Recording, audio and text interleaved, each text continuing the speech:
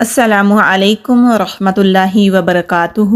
اللہم صلی وسلم علی نبینا محمد۔ عبداللہ بن عباس رضی اللہ تعالیٰ عنہ سے روایت ہے، نبی کریم صلی اللہ علیہ وآلہ وسلم نے عباس بن عبد المطلب رضی اللہ تعالیٰ عنہ سے فرمایا، اے چچا جان عباس، کیا میں آپ کو کچھ عطا نہ کروں؟ کیا آپ کو کچھ عنایت نہ کروں؟ کیا میں آپ کو کوئی تحفہ پیش نہ کروں؟ کیا میں آپ کو ایک اچھے عمل کی وجہ سے 10 اچھی خصلتوں والا نام بنا دوں کہ جب آپ یہ عمل کریں تو اللہ ذوالجلال آپ کے اگلے، پچھلے، پرانے، نئے، انجانے میں اور جان بوجھ کر کیے گئے تمام چھوٹے بڑے پوشیدہ اور ظاہری گناہ معاف فرما دے۔ اور وہ عمل یہ ہے کہ آپ 4 رکعت نفل اس طرح سے ادا کریں کہ ہر رکعت میں پہلے ثنا پڑھیں گے، پھر سورۃ الفاتحہ اور اس کے بعد قرآن پاک کی کوئی بھی سورت پڑھیں۔ پھر جب آپ اس قرات سے فارغ ہو جائیں تو قیام کی حالت میں ہی یہ کلمات 15 بار پڑھیں، سبحان اللہ والحمد للہ ولا الہ الا اللہ واللہ اکبر۔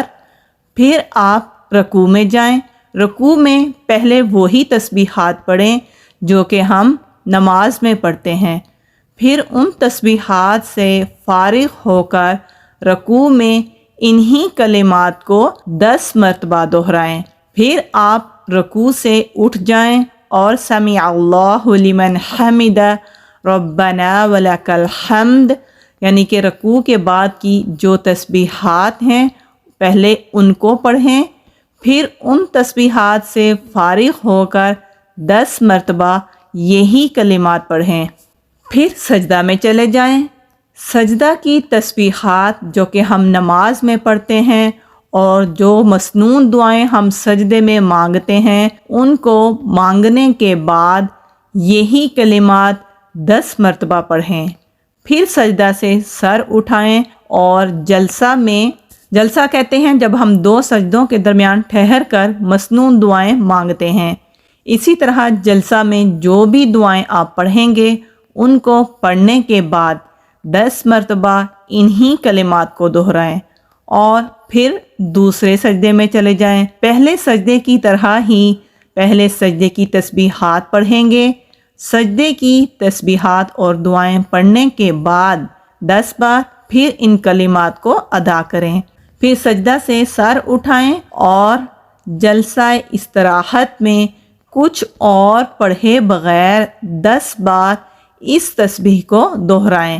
یعنی کہ جب ہم نے سجدہ سے سر اٹھانا ہے دوسرے سجدے کے بعد، عام طور پر جب ہم نماز پڑھتے ہیں تو ہم دوسرے سجدے کے بعد کھڑے ہو جاتے ہیں، لیکن یہاں ہم نے کھڑے نہیں ہونا، یہاں ہم نے دوسرا سجدہ کرنے کے بعد بیٹھنا ہے اور 10 مرتبہ بیٹھ کر ان تسبیحات کو پڑھنا ہے اور پھر ہم نے کھڑے ہونا ہے۔ اس طرح ایک رکعت میں 75 یعنی کہ 75 تسبیحات ہوئیں۔ اس طرح 4 رکعات میں ہم یہی عمل دہرائیں گے۔ مجھے امید ہے کہ آپ کو سمجھ آ گئی ہوگی کہ ہم نے کس طرح سے تسبیح نماز کو پڑھنا ہے۔ تمام جو بھی نماز کے ارکان ہیں ہم نے وہ ادا کرنے کے بعد ہم نے ان کلمات کو پڑھنا ہے۔ صرف ہم جب تشہد میں بیٹھیں گے، تشہد میں التحیات پڑھنے سے پہلے ہم ان کلمات کو پڑھیں گے، پھر التحیات، درود ابراہیمی اور بعد کی دعائیں مانگیں گے۔ اگر آپ طاقت رکھتے ہوں تو نماز تسبیح روزانہ 1 بار پڑھیں۔ اگر آپ ایسا نہ کر سکتے ہوں تو ہر جمعہ کو 1 بار پڑھ لیں۔ یہ بھی نہ کر سکتے ہوں تو ہر مہینے میں 1 بار ضرور پڑھیں۔ اگر یہ بھی نہ کر سکیں تو سال میں کم از کم 1 بار ضرور پڑھ لینا چاہیے۔ اگر سال میں بھی 1 بار نہ پڑھ سکتے ہوں تو کوشش کریں پوری زندگی میں تو 1 بار ضرور پڑھ لیں۔ یہاں جمعہ کا اس لیے کہا گیا کہ جمعے کے دن نماز تسبیح پڑھو، اس لیے کہ 7 دنوں کی مدت میں آپ کسی بھی وقت پڑھ سکتے ہیں۔ جمعے کا تذکرہ صرف 7 دنوں کی مدت بتانے کے لیے کیا گیا ہے، چنانچہ صرف جمعے کے دن ہی نماز تسبیح کے لیے خاص کرنا صحیح نہیں ہے۔ آپ ہفتے کے 7 دنوں میں کسی بھی دن یہ تسبیح نماز پڑھ سکتے ہیں۔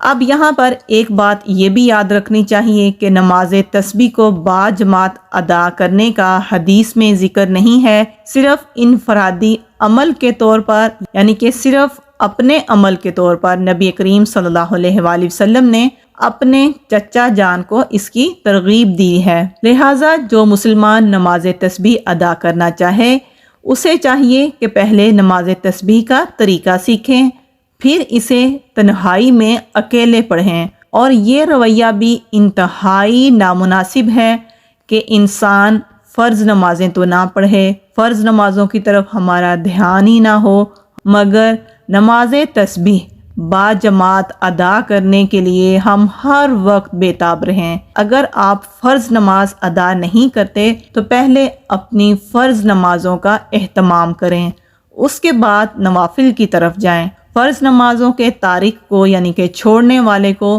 پہلے سچی توبہ کرنی چاہیے، فرض نمازوں کو پڑھیں اور اس کے بعد تسبیح نماز پڑھیں، کیونکہ تسبیح نماز ایک نفل نماز ہے، تو پھر ہی یقیناً اس کا فائدہ بھی ہوگا انشاءاللہ۔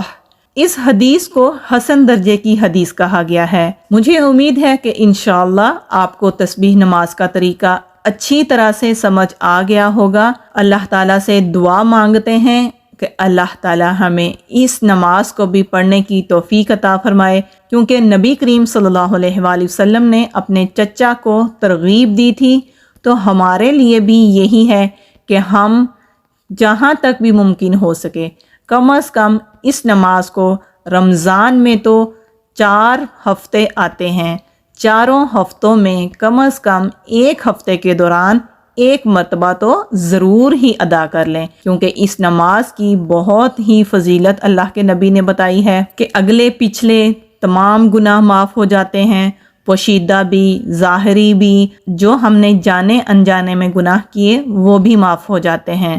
تو ہمارے لیے یہ عمل کوئی مشکل عمل نہیں ہے۔ ویسے بھی اس تسبیح کی بہت ہی زیادہ فضیلت ہے، تو اس لیے اس تسبیح کی نماز کا اہتمام بھی ہمیں ضرور کرنا ہے۔ اللہ تعالی ہمیں اس تسبیح نماز کو ادا کرنے کی توفیق عطا فرمائے، اور پھر اللہ تعالی ہماری عبادات کو، ہمارے نوافل کو اپنے بارگاہ الہی میں قبول و منظور فرمائے۔ آمین۔ السلام علیکم ورحمۃ اللہ وبرکاتہ۔